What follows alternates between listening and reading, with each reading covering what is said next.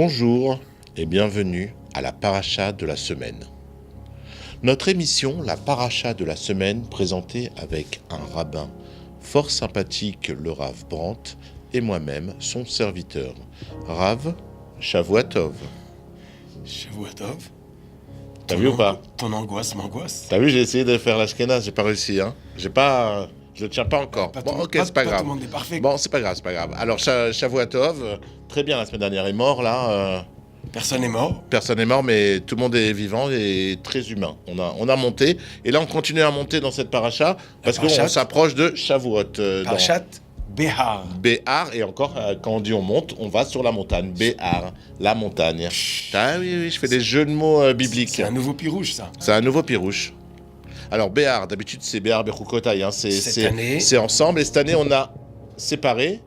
Puisqu'on est une année où il y a 2 mois de Hadar. Voilà, Hadar Rishon, Hadar Sheni. Encore 4 semaines. Donc on a quelques parachats doubles qui se séparent. Et on a su qu'on était 2 mois de Hadar, puisque jusqu'à il n'y a pas longtemps, il y avait encore de la grêle sur Jérusalem en plein Pessah. Parce que c'était 2 mois de Hadar, donc on a tout décalé, les saisons, les machins, voilà. On est bien, là on est bien. Mais je pense que c'est le contraire, c'est parce que... Cherche pas, c'est des perturbations saisonnières. Alors on va essayer de calmer la perturbation et se remettre dans Parashat Behar. Alors Behar, de quoi ça parle? De Behar Sinai. Behar Sinai. Ah, Shavuot. Le don de la Torah. Qu'est-ce que la Torah nous raconte sur le Har Sinai? Oui, qu'est-ce qu'elle nous raconte? C'est qu'Hachem a dit au Har Sinai à Moshe, la Shemitah. Ça veut dire quoi la Shemitah? La Shemitah, c'est... La 7e année. Voilà. 6 ans on travaille la terre, la 7e année en Eretz Israël, on se repose. Pas. La terre se repose. La terre se repose. Nous, on se repose pas. On trouve autre chose pendant un an pour gagner de l'argent. Non, il faut qu'on étudie. Ah, on étudie. 6 jours on travaille, Shabbat on se repose, on étudie. Ok. 6 ans on travaille, 7e année, il faut bien qu'on étudie un peu, il faut bien connaître quelque chose. Ok. Donc si vous avez un champ chez vous, ça arrive. On a peut-être 1 ou 2 personnes qui nous regardent et qui ont un champ. Ah, mais la Shemitah, c'est pas seulement la Shemitah de la terre. Ah, il y a autre chose? On nous parle après aussi de Yovel. C'est que tous les 49 ans... Ouais. Il y a encore une année de Yovel spéciale. Et qu'est-ce qui se passe? Pour la terre aussi? Pour la terre aussi, mais aussi pour les serviteurs. Si un juif est pauvre, comme la Gemara nous dit, si quelqu'un vole, il doit payer sa dette, il risque d'être vendu, et il est serviteur. 6 ans, et après il sort.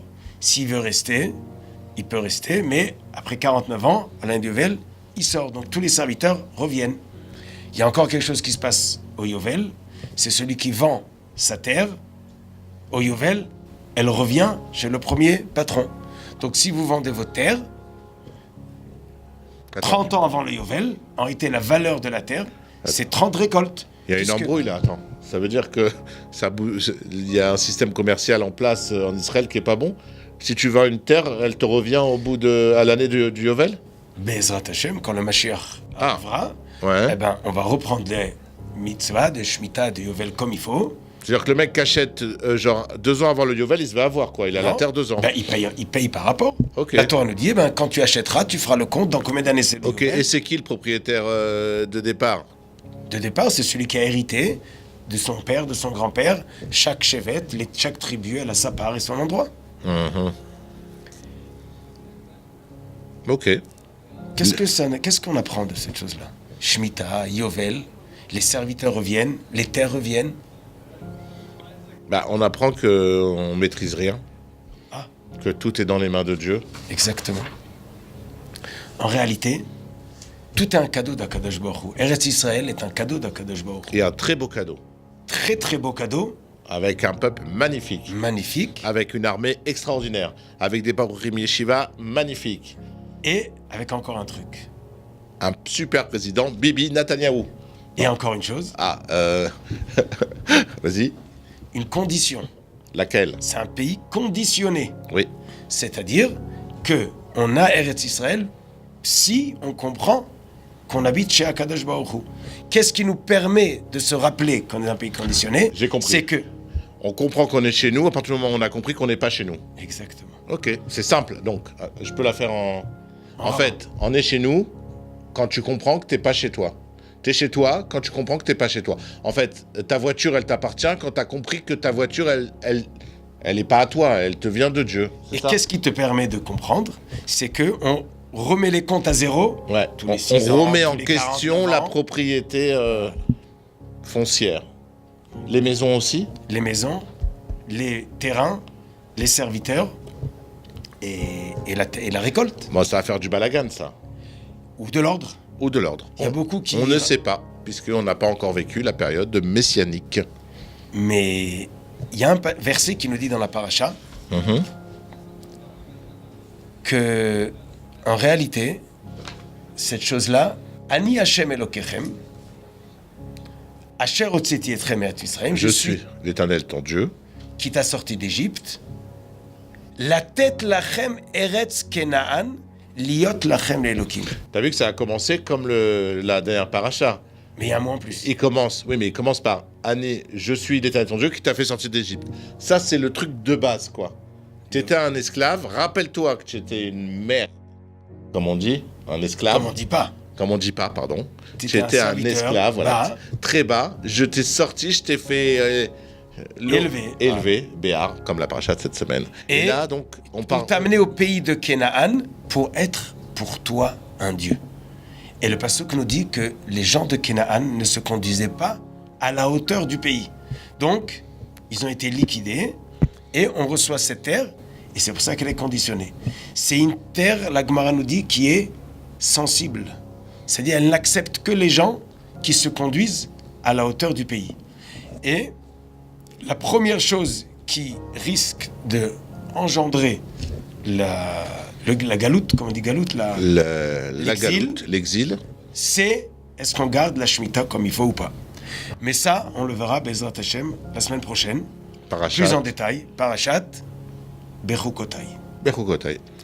Mais pour conclure la Parashat de Behar, Ok, c'était pas fini. je crois que la meilleure conclusion, c'est ce que tu as dit. C'est toi le rabbin. C'est moi? Ah, ça me fait plaisir. C'est à nous, quand on comprend qu'on est les invités d'Akadosh Baruch Hu dans sa terre. Et Bezrat Hashem, qu'on arrive Tous. au Har Sinaï, Behar Sinaï, recevoir la Torah Amen. pour avoir le srout que Akadosh Baruch Hu toujours et de plus en plus et de plus que on peut résider dans sa terre en paix, en confiance et que la terre s'agrandisse. Amen. Pour que tous nos frères viennent et que on puisse être réellement en paix. Tu peux faire une bracha là pour les gens? Tu peux ou pas? Nous sommes un peuple béni. Non, mais tu peux, Et toi. la Tu es un rabbin. Alors je vais te raconter une histoire. Non, fais un petit bracha. Alors je vais te raconter une histoire. Voilà, je lui demande une bracha et il m'embrouille, mais il me raconte une histoire. Voilà, ok. Donc ça fait. Alors je vais te raconter une deuxième histoire. Allez, on est parti. Une fois, il y a le Rav Avodia Yosef, il a dit dans... Pardon, ce n'est pas gentil. Merci. Le Rav Avodia Yosef, il a dit un pirouche intéressant. C'est marqué dans la Mishnah. Lo midrash ikar et la maaseh. Ce n'est pas le midrash ou la parole qui est important, c'est l'histoire. Ok, Donc je vais te raconter une histoire. ok. Il y a un juif, il est Il venu. me raconte une histoire pour raconter une histoire. C'est magnifique, ces rabbins. Alors il y a un juif, il vient voir le Chafetz Chaim et il dit Rav, je peux avoir une bracha, une bénédiction? Alors le Chafetz Chaim lui prend la main et dit dis-moi, tu gardes le Shabbat?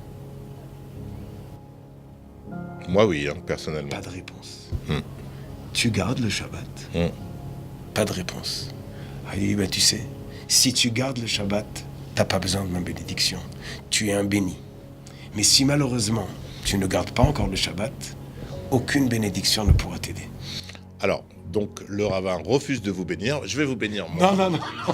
Je bénis tout le monde. Ah. Et que nous pardon. tous, on arrive à garder le Shabbat comme il faut. Be'ezrat Hashem et toute la Torah.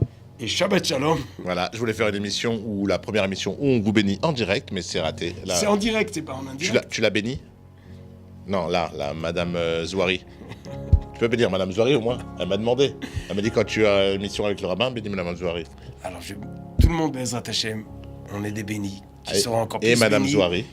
Tout le monde ensemble. Et Madame Zouari. En faisant Be'ezrat Hashem, on va réussir d'avoir la bénédiction de accomplir toute la Torah Amen. comme il le faut et de réussir à avoir la terre d'Israël comme il le faut et toujours se rappeler qu'on est ici en Israël, invité dans la terre Est-ce d'Akadosh que tu Baruch Hu. fais le Shabbat? Est-ce que tu fais le Shabbat? Shabbat Shalom.